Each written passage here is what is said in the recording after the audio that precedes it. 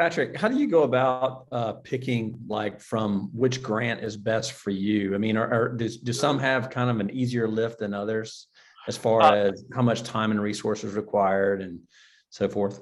So for stimulus grants or for traditional grants, you're talking about All of the above. Yeah. So I mean, it's all about getting the money, man. You yeah. know, so we want the easy way to get the money and put it to work as fast as possible and make a difference, right? Yeah. I mean, the stimulus grants, the lift is intentionally light, right? For K-12 space, it's really fairly wide flexibility in terms of what the allowable expenses are, anywhere from purchasing PPE to purchasing educational technology to HVAC kind of repairs that are necessary to help curb COVID. So the lift is really minimal. Like I said, that money is emergency funding, so it went straight to the schools in this instance to help them, right?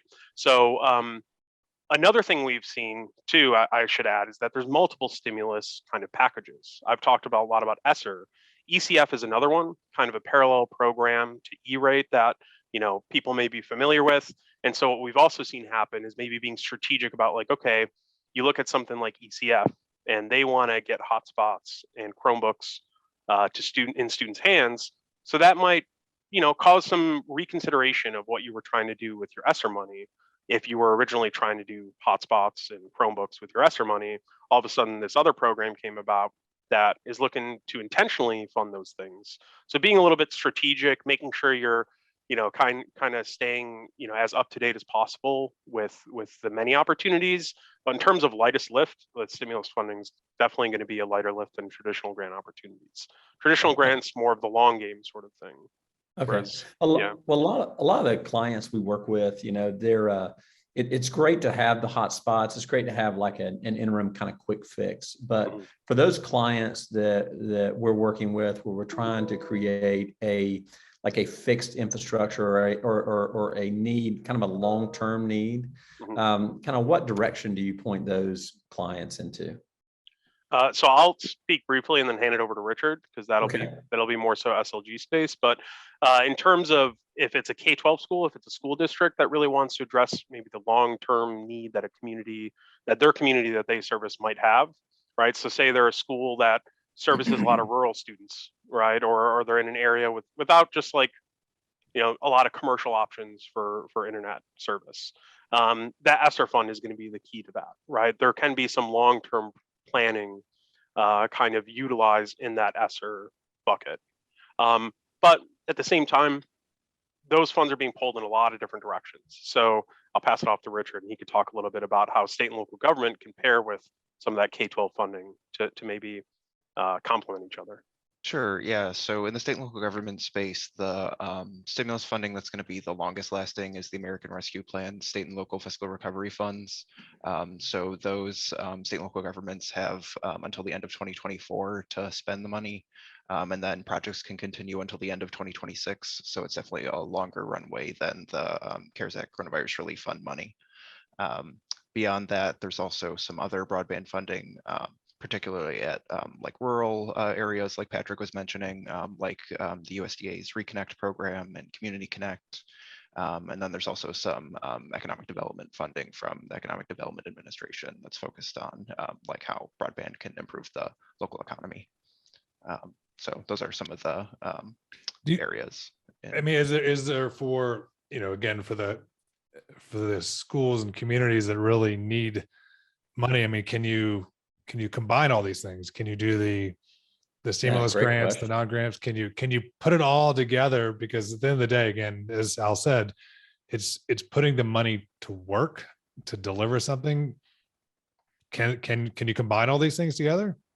Yes, you can combine them all. You just can't double dip. So you can't say that like we're having we're using like different pots of money to pay for the same thing, because then you're just like getting money for like that doesn't work like accounting wise.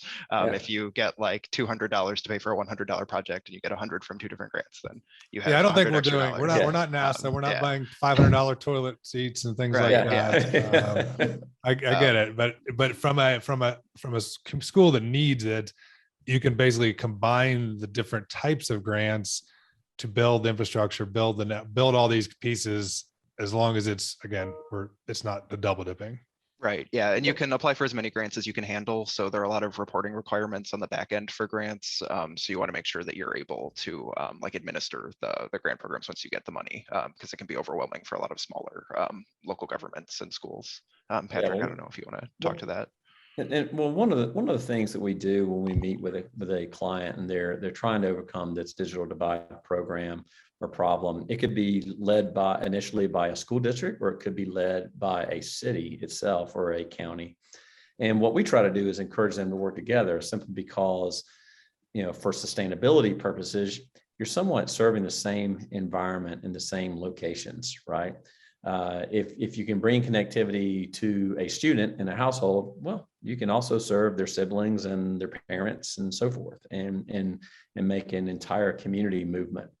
So that was kind of where the question with Nick came from, right? I mean, how can we, take advantage of the funds that are available and maximize the return on connectivity for those funds that we receive, so we create some type of infrastructure that then can be sustainable. So it's not a quick fix, right?